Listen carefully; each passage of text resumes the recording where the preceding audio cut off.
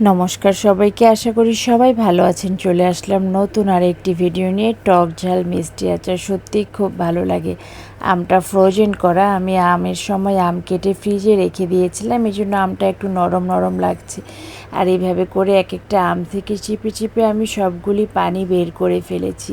একটু সময় লাগে করতে। কড়াইয়ে তেল দিয়ে দিলাম, সরিষার তেলটা গরম হয়ে যাওয়া পর্যন্ত অপেক্ষা করলাম। তেজপাতার শুকনা মরিচ সম্বার দিয়ে দিলাম। যখন খুব সুন্দর একটা গন্ধ আসলো, পাঁচফোড়ন দিয়ে দিলাম।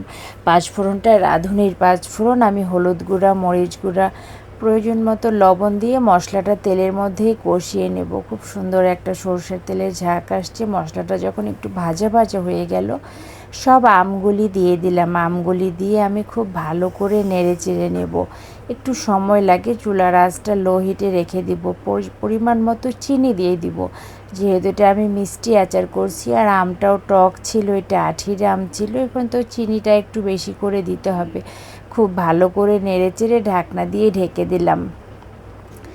এদিকে রাঁধুনির পাঁচফোড়নটাই আমি হালকা ভেজে গুঁড়ো করে নিলাম। আর এদিকে আচারটা আমি আরও 2-3 বার চালিয়ে নিয়েছি।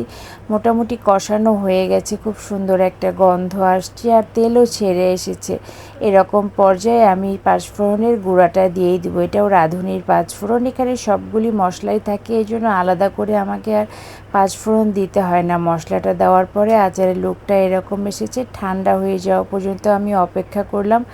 রোদে দিলেও হবে, না দিলেও হবে। এইভাবে করে তেলের মধ্যে আচার চুবিয়ে রাখলে নর্মাল ফ্রিজেও আমরা 3-4 মাস রেখে খেতে পারবো। টেবিলে অন্তত 10-12 দিন ভালো থাকবে।